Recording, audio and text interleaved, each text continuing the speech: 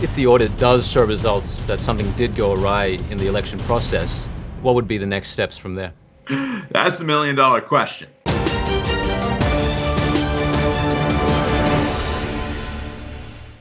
Alex Colladon, welcome to Wide Angle.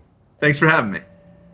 We interviewed you about a month ago, and we'd like to get your update on the process so far of the audit in Maricopa County, Arizona. I can see that the audit is still underway, so what's been going on so far? So since the audit started, there was another user that came into the space for a while that the Veterans Memorial Coliseum was pre-committed to. After that ended, the audit resumed on site. The machine audit, the on-site portion of that has been completed, and some work, as my understanding is continuing off-site. As far as the hand count of the ballots, my understanding is that is about 80% complete at this point, so nearing completion. And the forensic examination of the ballots is ongoing. What kind of challenges has the audit come up against so far? About every challenge that could be thrown at it. The Democrats have now tried several rounds of lawsuits against the auditors, which we defended. They've filed lawsuits against the Senate, public records type suits. Other type suits, the Department of Justice has gotten involved and written threatening letters and said if certain parts of the audit go forward, they're going to get involved. And of course, there's the challenges of space and funding and being able to secure the tools that they need to do the job, which I think they've done an admirable job of. And what's been the most damaging of these challenges? Well, fortunately, none of the challenges have done all that much damage because they've mostly been won or settled on favorable terms. The only issue is in terms of delay and distraction, and that's really been kept to a minimum. So we're fortunate here in Arizona that we have a rock solid state Senate who is carrying out the will of the people and providing the impetus for this to get done with a minimum of delay. So you wouldn't say that there's been any limitations that have been brought into play by these legal challenges? Well, it was funny because most of the items in the settlement agreement were either things that the audit wasn't going to do anyway, wasn't in the scope of work with the Senate, or they were items that had the Democrats or Katie Hobbs simply politely asked for, like, hey, we want to send an observer. The audit would have simply given them.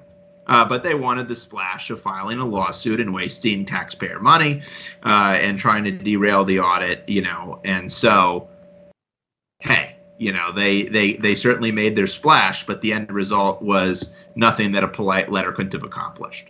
I understand that there was some controversy around doing signature checks of the ballots. What was the situation there? Well, there was some controversy over that. For the most part, voter registration information is a public record in Maricopa County. Anyone can get it. You could get it. I could get it. Your neighbor down the street could get it. You fill out a form with the county recorder's office, and they give it to you.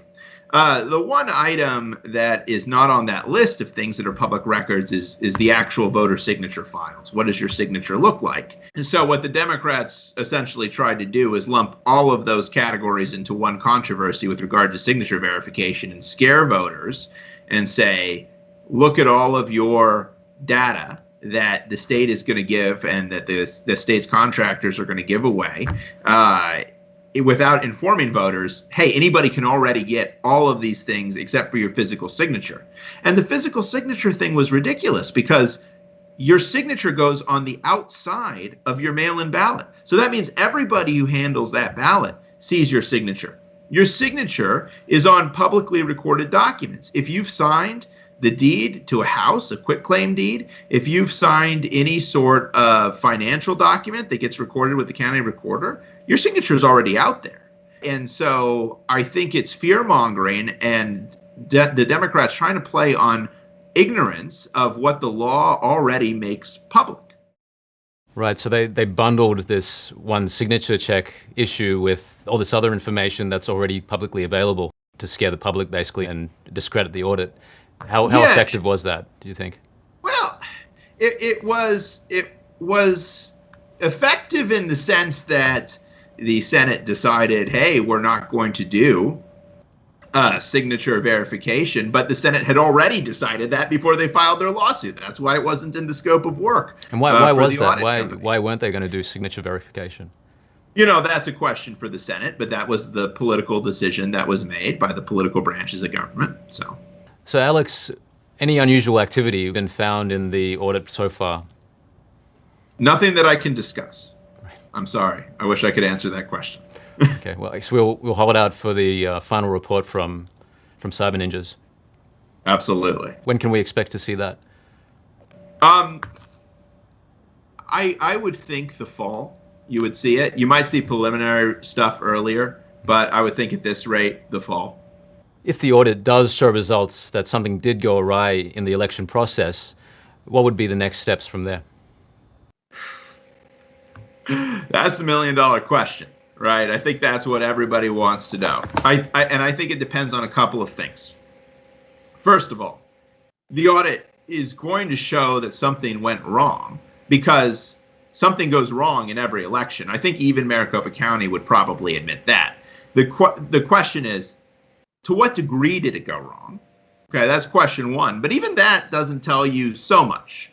It went wrong and someone caused it to go wrong. The next question is, does the audit tell you who caused it to go wrong? Because the options that you have, knowing the who, and the options that you have not knowing the who, are very different sets of options. If you just know that things went wrong and how they went wrong, the major place to address that is, again, in the state legislatures. State legislatures, and thank God HR 1 looks like it's going down in flames, and that means state legislatures still have the power to control the way elections are conducted. And if the audit illuminates that there's vulnerabilities in X, Y, and Z parts of our election system, state legislatures can target those with a laser beam and fix X, Y, and Z parts of our election system. So that's the minimum I expect if the audit reveals that more went wrong than would be expected in a normal election. Let's say that the audit reveals fraud, right, which is the next level up, and tells us who committed the fraud, right? Then you would expect to see movement from state attorneys general, bringing criminal complaints, getting indictments. You'd probably expect to see civil suits about that against the people who are responsible. And, it'd be very interesting to see how those suits go. And you might even see challenges launched against the Biden administration if it is later revealed that sort of fraud is widespread. But that depends on a lot happening. That depends on there not only being fraud, you not only being able to identify who committed the fraud, but also it happening in enough states to have altered the results of the election. And I think we're a long way, even if everything goes, swimmingly, we're a long way from knowing that, because that would mean having enough audits in enough states to have actually changed that result. I think it's reassuring to a lot of people to see that the states still have the power to be able to get something like this happening. What do you think the role of this audit is in maintaining that power with the states? It's enormous, right? Because what you saw is federal attempts to shut it down, right? Even without HR 1, you see the DOJ getting involved and trying to shut it down and threatening criminal charges and all of that. You see DNC-affiliated lawyers threatening private causes of action under federal law to try to shut it down. And I am glad that the state legislature stood firm against all of this, because had they folded, they would have, for all time, and for all Americans, not just Arizonans, forfeited the authority of states over their elections. But there's a rule in Arizona politics. The president of our Senate is a woman named Karen Fann. There's one ironclad rule in Arizona politics, which is you do not mess with Karen Fann. And unfortunately, the county and the DOJ made the mistake of messing with Karen Fann, and now they are finding out how resolute the Senate is when she's pissed. Were there any dark nights of the soul you feel where it did come close to not going ahead? Oh, a million dark nights of the soul. I recall when the Senate issued its subpoenas, the county immediately sort of saw the writing on the wall, immediately started tearing apart the machines, had their two hand-picked audit companies come in and start their audit. And I remember talking to many members of the Senate who were confused about the narrative that the county was putting out, saying, the auditors the Senate are using are EAC certified, and the auditors that the Senate is proposing to use are not, and that the Senate was about to back off. And actually, one of my friends in the legislature, who will remain nameless but deserves all the credit, put me in touch with an EAC commissioner, and I called her up and I said, Commissioner, what does it mean for an auditor to be EAC certified? And she said, what do you mean? What does it mean for an auditor to be EAC certified? We don't certify auditors. I go, you don't? Because the county is running around saying that you do, and it's about to derail. The Senate's trying to get an audit. She goes, no, we don't certify them. And if any members of the Senate have a question about that, have them call me directly, and I will tell them that. And I got that information, and the Arizona Republican Party got that information to the Senate. And at that moment, they realized the extent to which Maricopa County's deception reached. And that is when they got the resolve. We are moving ahead with the audit. They called her. She educated the senators on this issue, and the audit went forward. But that was very close to not happening. It sounds like there was some commendable fast action there that saved the process. Yeah, absolutely. Can you explain for our audience what the situation is with auditing the mail-in ballots specifically? Sure. So prior to the audit and immediately subsequent to the election, there were about various allegations made in court about what are called type 1 and type 2 errors. And essentially, these two types of errors are either you have someone who reports sending in a mail-in ballot who is not recorded as having sent it in, or you have someone who's recorded as having sent it in who said that they didn't. And so what the mail-in ballots need to be examined for is to see, were these ballots actually sent in? Are these legitimate mail-in ballots? Are they tied to legitimate registered voters and all of that? So that's what that component of the audit is about, to make sure we have integrity in our mail-in ballot system. And what are the main checks for that to determine if it's a genuine mail-in ballot or not? I can't get into too much detail on that. I would say, for instance, that one of the things that people look at, just to give you an example that I can share, is the ballot folded, right? Is there a crease in the ballot, right? Because if you're going to put a ballot in an envelope, it's going to, by nature, be creased. And so if it's not creased, it means that ballot wasn't placed in the envelope, and that gives you some information about that ballot. We know that's something that can be fairly easily faked, so how do you get around that? A crease being faked? Yeah. Yes. Well, that's another good question. Like I said, I'm not at liberty to go into too much detail. That's a publicly available example that I can provide you, but I'm not at liberty to discuss the details of the forensics process. So we know that a number of other states have toured the Maricopa County audit. Do you expect other states to follow Maricopa County's lead now?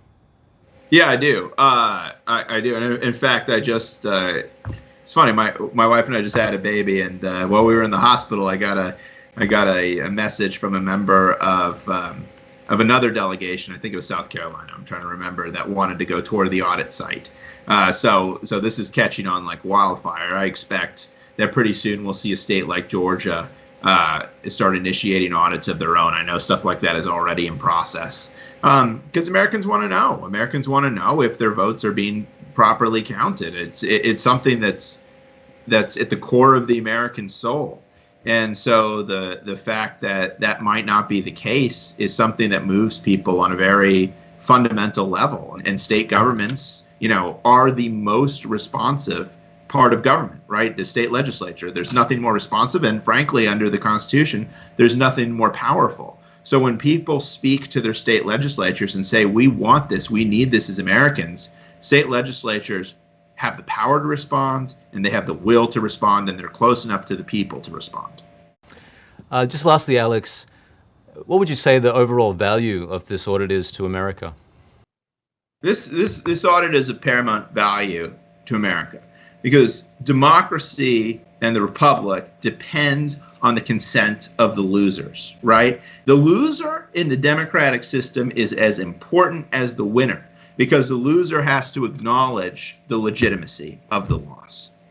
And when you have serious questions about whether our elections are being conducted with integrity, then as the loser, it's hard to play that role in the system. And frankly, you can't be expected to play that role in the system because you don't really know if you lost.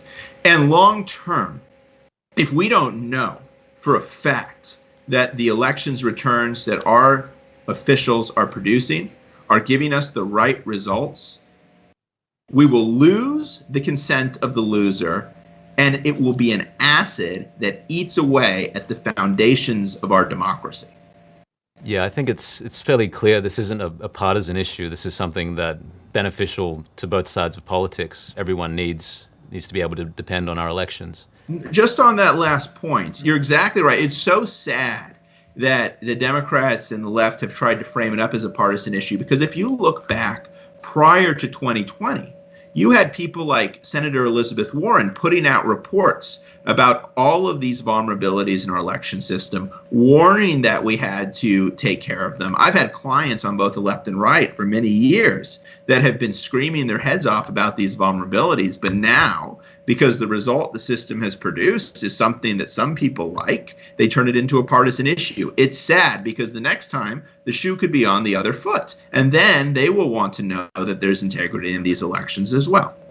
Alex, thank you so much for joining us. We look forward to speaking to you again very soon, and congratulations on the newborn. Absolutely. Thank you, Brandon.